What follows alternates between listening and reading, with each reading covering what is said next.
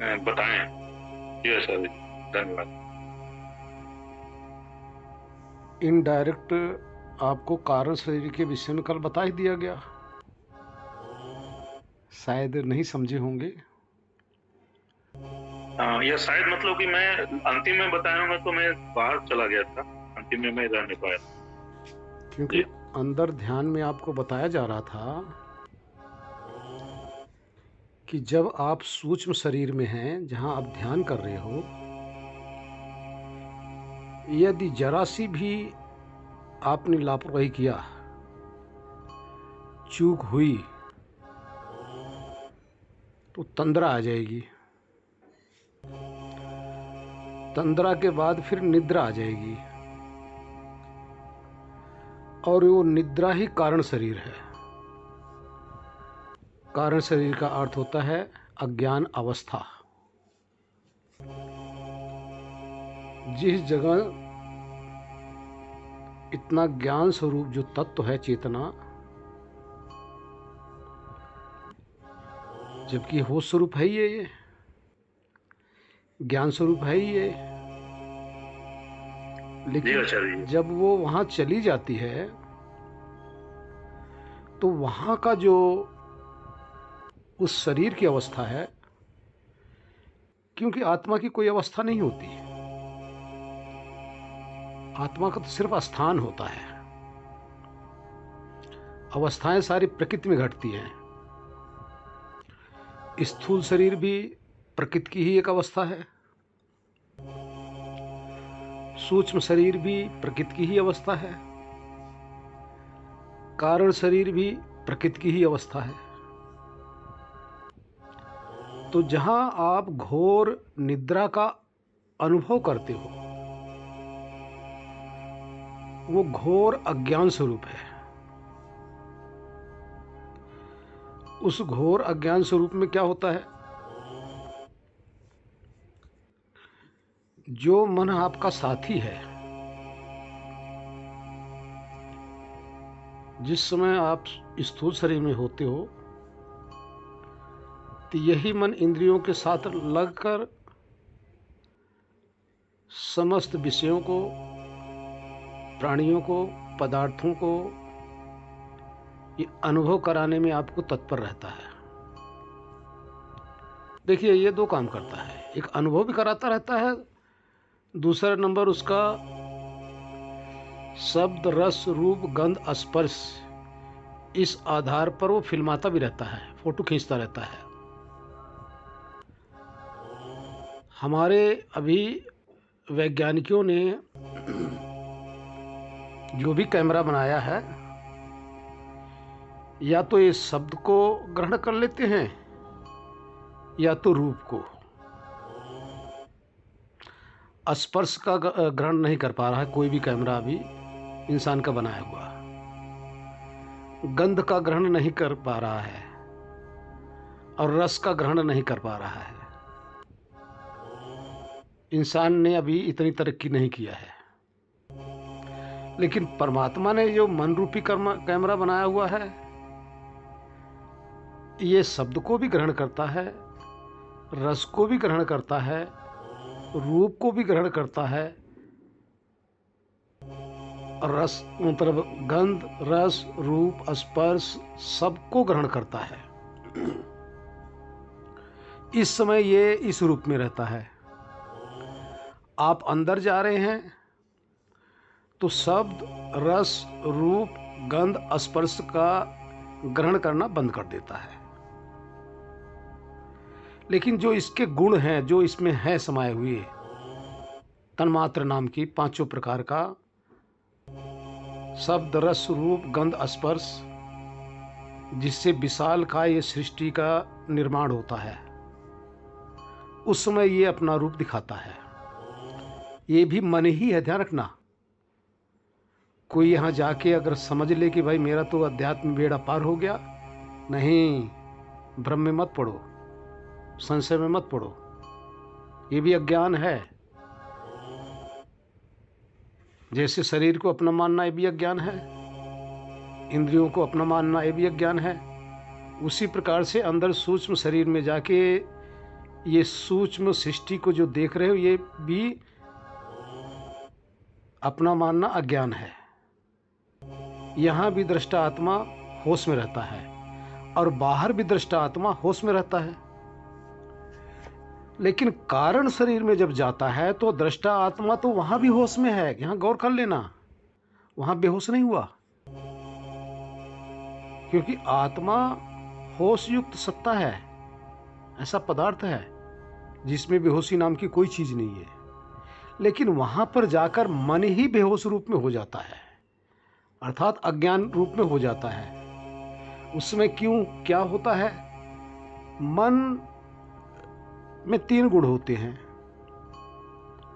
जब आपको ज्ञान कराता है, ज्ञान इंद्रियों के साथ लगा रहता है, तो उसका सतोगुण रूप है।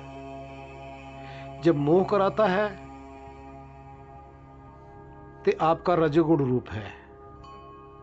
जब आलस्य निद्रा कराता है तो इसका तमोगुण रूप है। तब उस समय इसमें कारण शरीर में यही मन घोर अज्ञानमय रूप में, अर्थात तमोगुण प्रधान रहता है। अब उस तमोगुण प्रधान अवस्था में आप भी तो रहते हो, लेकिन चेतना के अंदर कोई भी सामर्थ्य नहीं है, ना तो रजोगुण है ना सतोगुण है जिससे आपको कुछ अनुभव करा सके। अब वो सिर्फ तमोगुण ही है। उस तमोगुण के कारण से मन बिल्कुल एक अंधकारमय रूप में पड़ा रहता है। अब वहां भी आप रहते हो, वहां भी आप लोगों ने सबने अनुभव किया है, वहां किसी प्रकार का ज्ञान नहीं, लेकिन जब उठते हो तो यही कहते हो कि वहां कुछ नहीं था। जो अंधकार में था वो तमोगुण था, वहां भी आप दृष्टा थे। लेकिन बीच बीच में जैसे ही आपको रजोगुण बीच बीच में आता रहता वहां भी, तो उस समय आपके अंदर उथल पुथल मचने लग जाती है, आप खिन्न हो जाती हो। तो उस समय क्या होता है, आपकी निद्रा अच्छी तरह से नहीं आती है। जिस समय सतोगुण थोड़ा बहुत उसमें उसके अंदर आ जाता है, उस कारण शरीर में थोड़ा बहुत, तो उस समय हल्का सा आप बीच बीच में जग भी जाते हो। यदि पूर्ण रूप से तमोगुण ही बना रहे तो आप 6 घंटा 8 घंटा आप बेहोशी स्थिति में, आपको पता ही नहीं चलेगा कि इतना समय कहाँ निकला, कैसे निकला और कहाँ थे।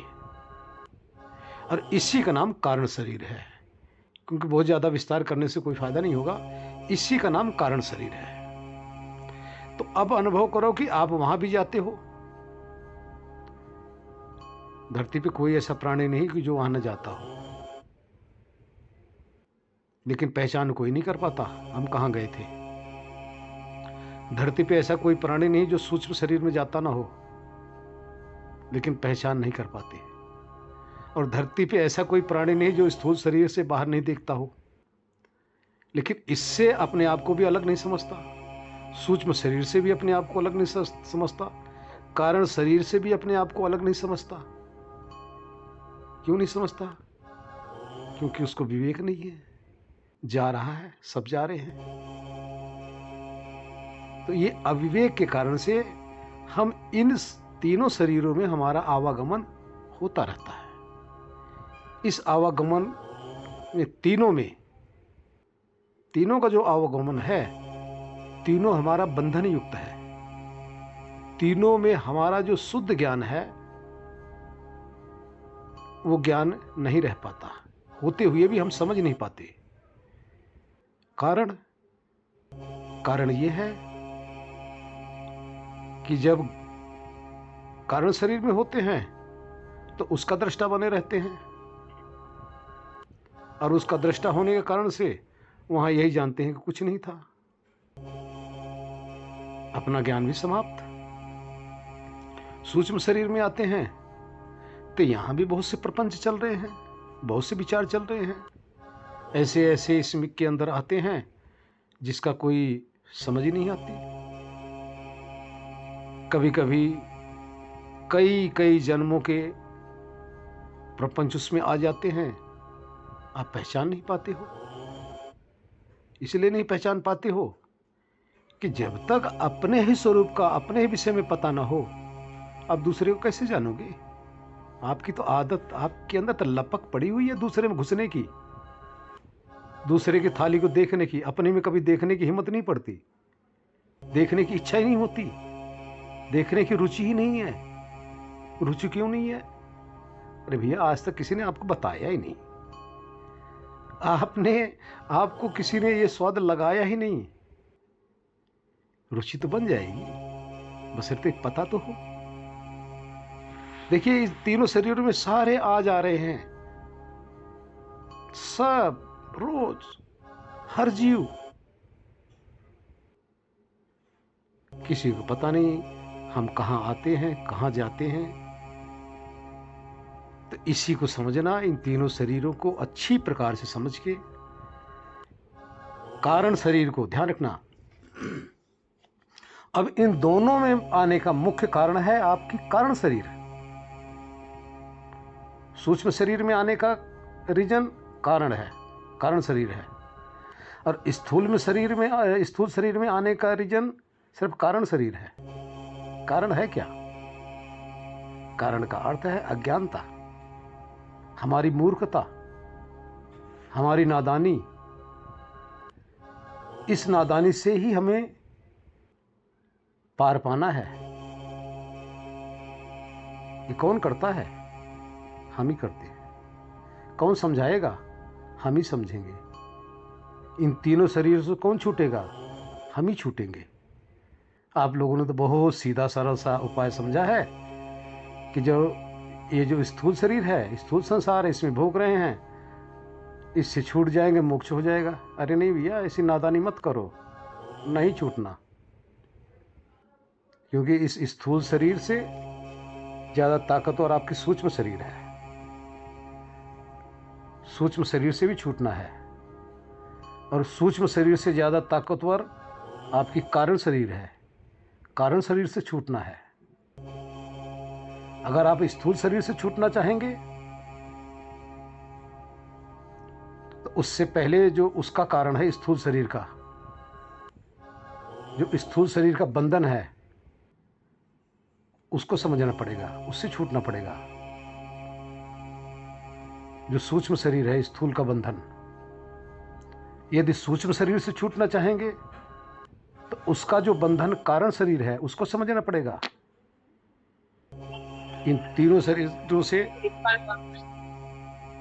जी, तो देखिए, इन तीनों का कारण समझना पड़ेगा। ऐसा नहीं कि आपने स्थूल शरीर से आया, भोग किया, आपने सोचा अब कुछ करना नहीं, अनासक्त हो गए, मैं तो परमात्मा अपने आप को मान लिया, हो गया कल्याण। आत्मा अपने आप को मान लिया, हो गया कल्याण। अरे भैया, मानने से अगर होता तो सारी दुनिया मान लेती है, छूट जाती है। मानना नहीं है, वहां से रुचि हटानी है, उसमें आसक्ति कम करनी है, उसकी चाहत ही समाप्त कर देनी है, और उधर जाना भी नहीं। जाओगे तो फंसोगे। संसार की विषय वासनाओं में अगर गए तो फंसोगे। तो यही मरने का और जन्मने मरने का कारण है। इससे कैसे छूटोगे? इसलिए तीनों शरीरों को समझते हुए, तीन शरीर ही आपकी बंधन है। फर्क इतना है, गठरी के अंदर गठरी है, गठरी के अंदर गठरी है। इस स्थूल शरीर के अंदर, स्थूल शरीर में तो आप बंधे हो, इस गठरी में, लाशु रूपी गठरी में। उसके बाद में उसके अंदर भी एक गठरी है जिसके अंदर आप पैक हो, सूक्ष्म शरीर है। उसके अंदर भी एक गठरी है, कारण शरीर, उसमें भी बंधे हो। तीनों आपके जन्म मृत्यु का ही कारण है। तीनों गठरी आपके बंधन का ही कारण है। आप ऊपर की गठरी जो स्थूल शरीर की खोल दोगे तो दो गठरी तो और ही है। इस स्थूल शरीर की गठरी तो खोल दी जाती है मृत्यु काल में, इस गठरी से तो आप निकाल दिए जाते हो। कहाँ बचे? वही सूक्ष्म और कारण जो गठरी है, दोनों आपको उठाए इस संसार में विचरण करते हुए ले जाके आप हवा के द्वारा, सूरज की किरणों के द्वारा, बारिश की बूंदों के द्वारा आपको कहीं ना कहीं फल वनस्पति के अंदर पराग बना दिया जाता है। पराग के बाद अन्न बनते हो, अन्न के बाद किसी शरीर में जाते हो, वीर्य बनते हो, वीर्य के द्वारा माँ के गर्भ में जाते हो, वहाँ आपके शरीर की रचना होती है। और फिर उसके बाद में फिर वही सिलसिला जो आज कर रहे हो, ये चक्र खत्म होने वाला नहीं है। अब अगर इस चक्र को खत्म करना है तो जो तीनों शरीरों का बंधन है उसको समझो। कारण शरीर का मुख्य बंधन है आपकी मूर्खता, आपकी अज्ञानता, आपकी ना समझी। क्या ना समझी? आपकी एक ही ना समझी है कि जिसका ये तीनों शरीर की रचना है, जिसका है, एक तो उसको नहीं समझ पा रहे हो। जिसने इन तीनों शरीर में आपको गठरी बांध दे रहा है, आप अपने आप नहीं बंध रहे हो, आपको बांधा जा रहा है। किसके द्वारा? आपके ही कर्मों के द्वारा इस गठरी में बांध दिया जा रहा है। और इस गठरी को उठा के दूसरी गठरी के लिए तैयारी कर दी जाती है, दूसरे शरीर के लिए। तो जिसकी ये गठरी है उसके हवाले हो जाओ, उस मालिक के हवाले। वही गठरी को खोल सकता है, दूसरा कोई नहीं खोल सकता। उसके सुपुर्द हो जाओ, अनन्य भक्ति करो। अनन्य का अर्थ एक उस मालिक के अलावा आपका कोई सिस्टम है ही नहीं। अगर आपका कोई पुत्र, कोई पिता, कोई भाई, कोई बहन, कोई पति, कोई पत्नी अगर हैं, तो जब तक इस गठरी में बंधे हो उतने ही समय के वो साथी हैं। लेकिन देखिए, वो आपके लिए नहीं है, वो भी तो उसी गठरी के अंदर, इस तीन गठरी के अंदर स्थूल, सूक्ष्म और कारण में बंधे हुए हैं। वो भी तो इसी में है। वो आपसे कुछ उनको स्वार्थ चाहिए। अगर आप उनका स्वार्थ की पूर्ति नहीं करेंगे तो आपका कोई नहीं है, ना बेटा है, ना बेटी है, ना पति है, ना पत्नी है, ना बाप है, ना बेटा है, पुत्र है, माँ है। सब इस संसार में स्वार्थ के लिए हैं। या तो एक दिन वो पहले चले जाएंगे, आप रोते रहोगे अपने स्वार्थ के लिए कि हाय मेरे साथ देने वाला तो चला गया, मुझे सुख देने वाला चला गया, मेरी बात मानने वाला चला गया।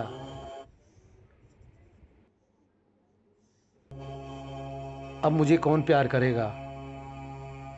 और इसी तरह से अगर आप चले जाओगे तो वो भी आपके लिए रोएंगे।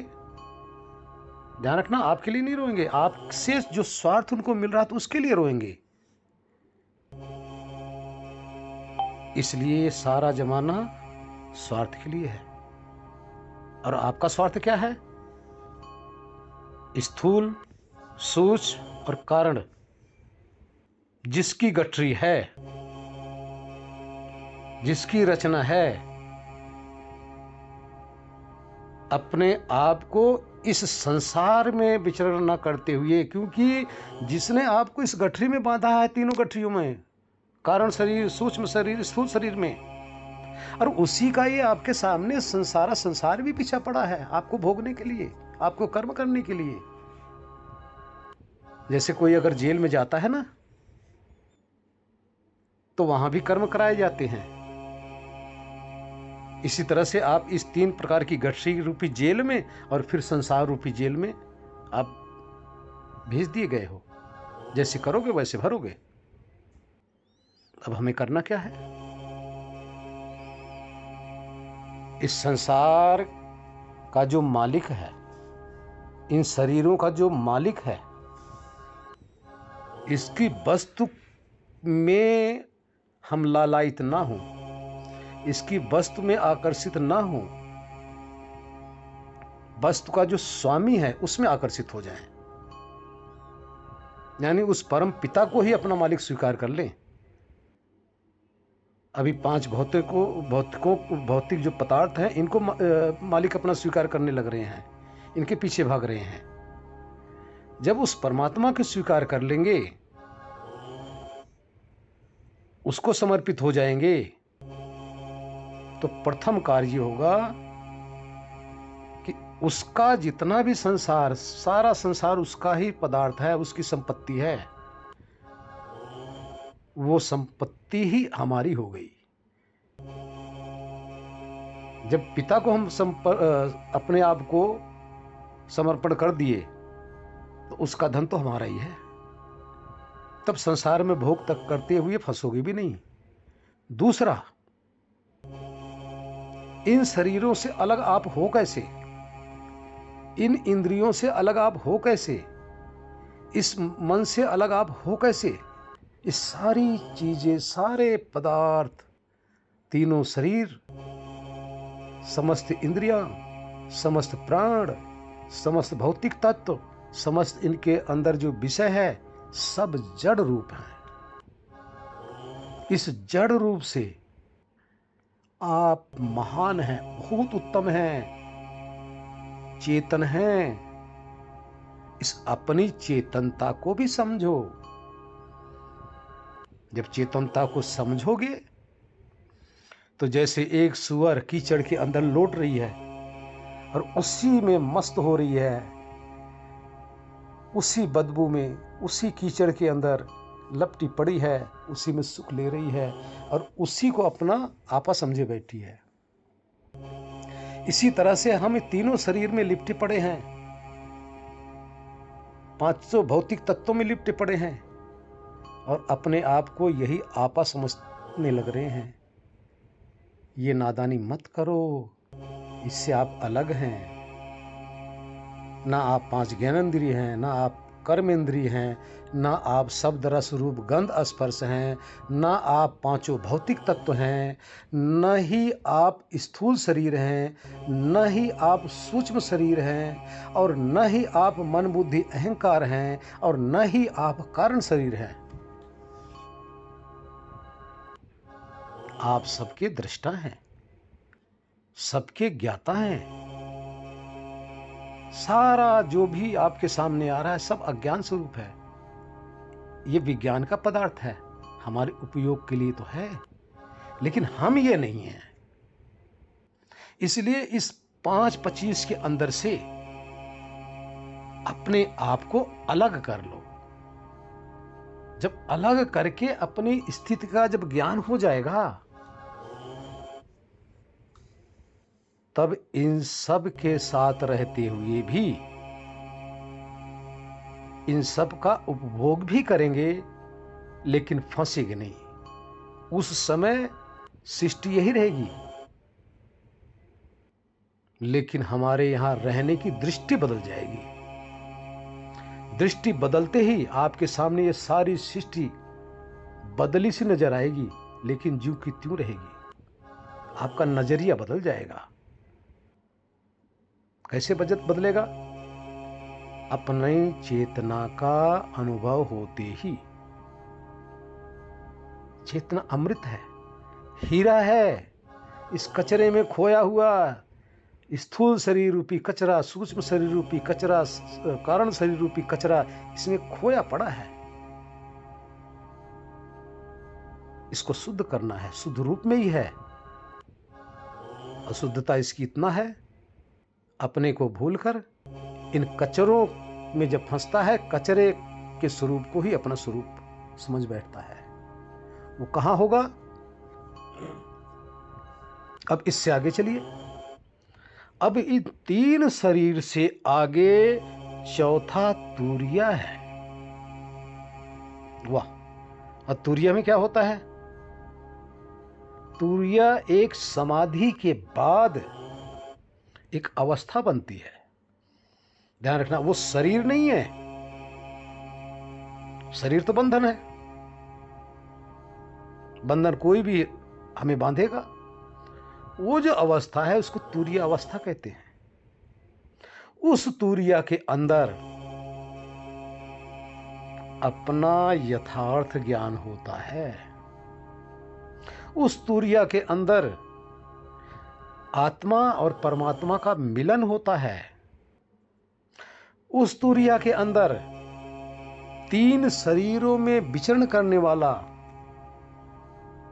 और बाहर संसार में के रस के अंदर भोग करने वाला ये चेतन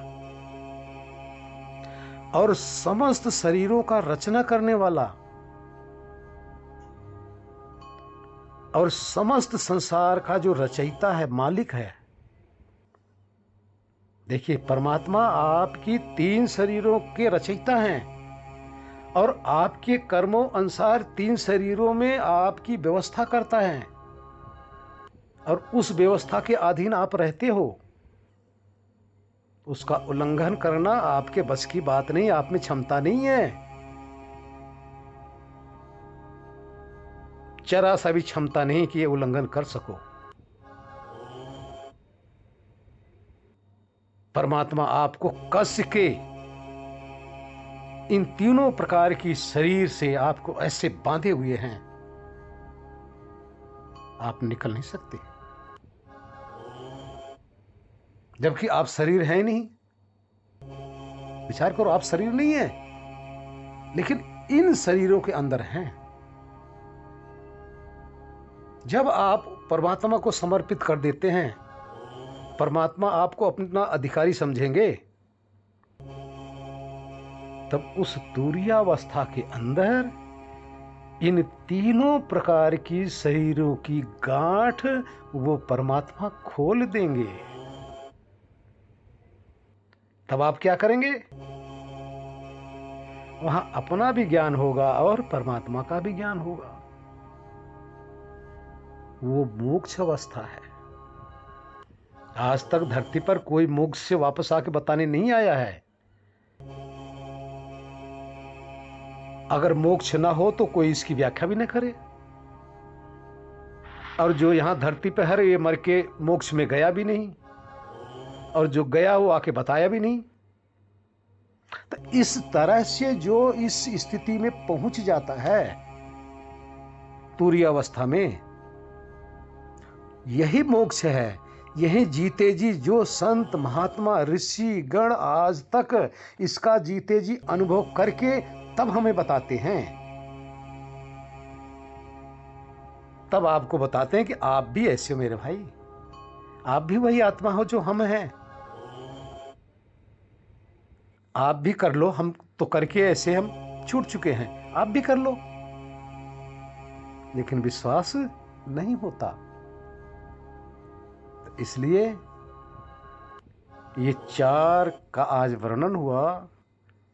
स्थूल शरीर, सूक्ष्म शरीर, कारण शरीर, इन तीनों में आप लिपटे रहते हो और आपके कर्मों के आधार पर परमात्मा ही इस शरीर में आपको बांधे हुए हैं और परमात्मा की सृष्टि का आप उपभोग करते हो।